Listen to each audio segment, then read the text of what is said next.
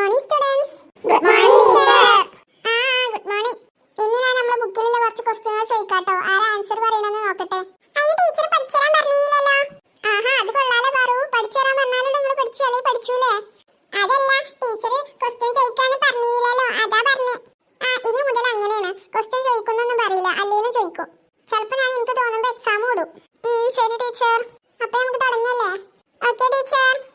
ഇന്ത്യയുടെ ആദ്യത്തെ രാഷ്ട്രപതി ആരായിരുന്നു? ടീച്ചർ ക്ലൂ തരുമോ? ഓക്കെ, 4 ക്ലൂ തരാം. Option A Jawaharlal Nehru, option B doctor Rajendra Prasad, option C doctor S Radhakrishnan, option D B R. Ambedkar. Miss, option B doctor Rajendra Prasad. Okay, good Paru, congratulation. Thank you miss.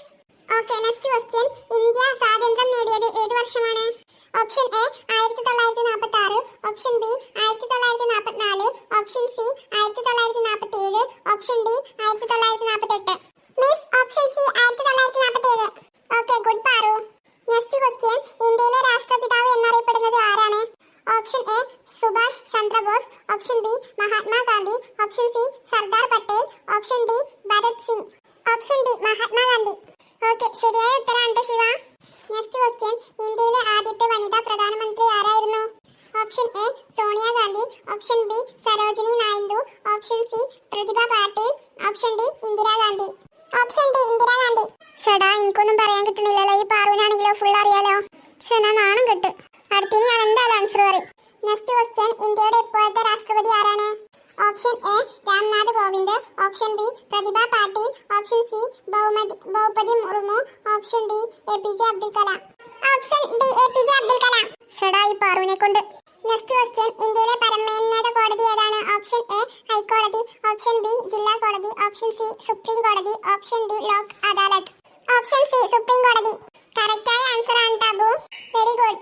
Next question. ഇന്ത്യയുടെ ആദ്യത്തെ ഉപഗ്രഹത്തിന്റെ പേരെന്താണ്?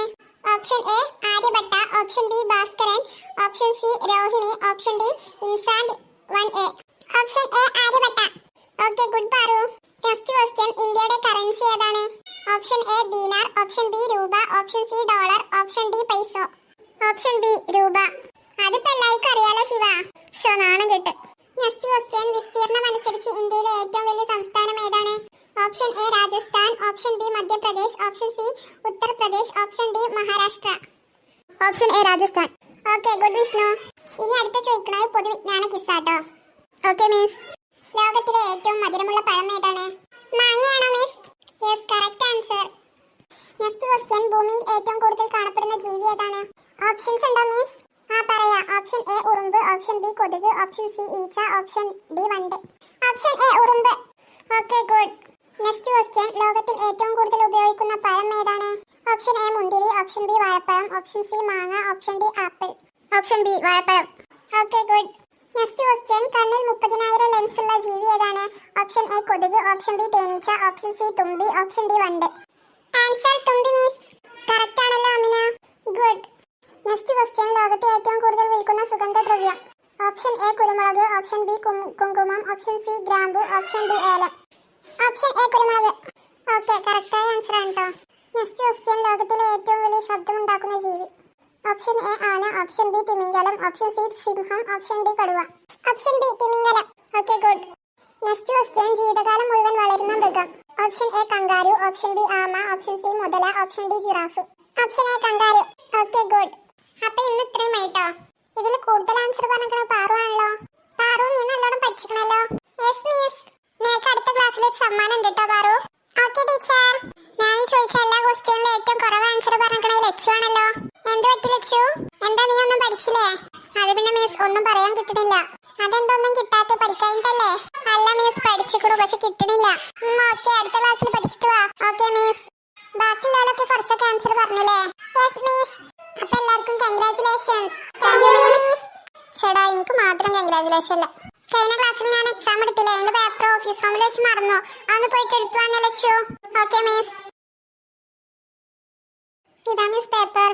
ഓക്കെ, ഇനി സീറ്റിൽ പോയിരുന്നോളൂ കേട്ടോ. Okay miss. Amina? Yes miss. 40-ൽ 30 കേട്ടോ. അടുത്ത എക്സാമിൽ കുറച്ചും കൂടി പഠിക്കണം കേട്ടോ ആമിന. Okay miss. മാർക്ക് കുഴപ്പമൊന്നുമില്ല കേട്ടോ. Okay miss. Lachu? Yes miss.